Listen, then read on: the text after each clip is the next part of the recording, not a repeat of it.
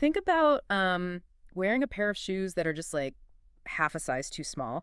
At first, you barely even notice. Right, you just walk a little differently. Exactly. You maybe don't run as fast, or you just quietly adapt to the pinch. You assume that's just how walking is supposed to feel right now. So today, we're taking a really honest deep dive into a dynamic that works exactly like that, but, with our Oh, lives. I love that comparison. Yeah, and I love how Karrie talks about this idea of not shrinking in her blog post. Stop shrinking to fit places you've outgrown.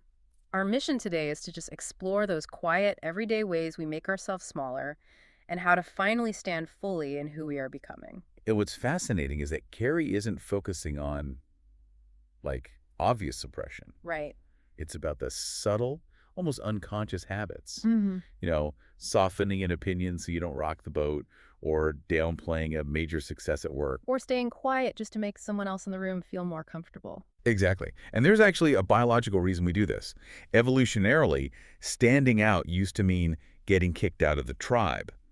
Your brain equates rocking the boat with literal danger. Wow. So it thinks it's protecting you. Yeah, so when you downplay a promotion, your brain actually thinks it's keeping you safe from social rejection. This reminded me of a time I was at a dinner party and someone brought up a topic I actually know a ton about. I can see where this is going. Yeah, but I noticed the person talking was just really enjoying being the center of attention, so I just nodded. I totally hid my expertise to keep the peace, choosing, I guess, temporary politeness over my own authenticity. Yes, exactly. And for a long time, making that trade-off feels completely normal. It's a survival mechanism. Right.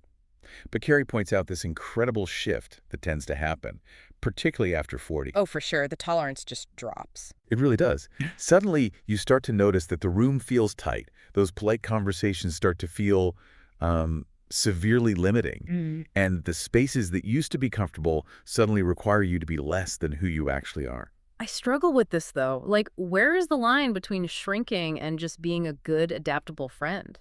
That's a really fair question. Because if I'm always taking up maximum space and refusing to adjust for others, aren't I just becoming a narcissist?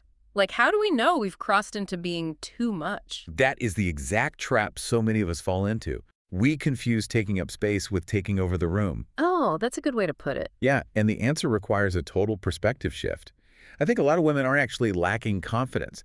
They're just surrounded by environments that require them to shrink. Wow. Wait, say that again? I think a lot of women aren't actually lacking confidence. They're just surrounded by environments that require them to shrink. Oh, it's so powerful. Right. Think of a hermit crab. When it grows, it has to abandon the shell that kept it safe because that shell is now restricting its survival. Growth pushes us beyond old mindsets and old dynamics. So it's not about being loud. No, confidence isn't about suddenly being the loudest person in the room or steamrolling your friends. It's about becoming more of who you already are, without aggressively editing yourself just to soothe other people's insecurities. Carrie said something that really stuck with me about that exact dynamic.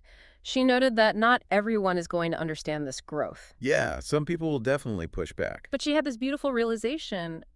The right people won't be intimidated by your growth. They'll be inspired by it. They'll be drawn to it. Showing up fully isn't usually some massive, dramatic movie moment speech where you tell everyone off. Right. It's the little things. It's often the micro decision to hit send on an email Yeah. without adding 3 exclamation points and a smiley face just to soften your boundary. Or stating your preference for dinner instead of saying, oh, I don't care, whatever you want. It really is about those daily micro decisions. And, showing up fully isn't just an internal mindset. It's about how you impact the world around you, too. Oh, absolutely. And Carrie is modeling this perfectly right now by taking her own space and using it to honor her mom's journey with breast cancer. It's such a beautiful tribute. It really is. She is donating her commissions this week to breast cancer research. It's an incredible initiative. She's also setting aside pieces from her personal inventory all week, and anyone who places an order is entered to win that entire collection. A really beautiful way to give back while treating yourself or, someone you love. Definitely. If this conversation hit home for you, you really need to read Carrie's full blog. You can read the full blog and explore more of Carrie's favorites and sparkle tools at thesparklelounge.com. And before you close out this deep dive, consider Carrie's gentle question.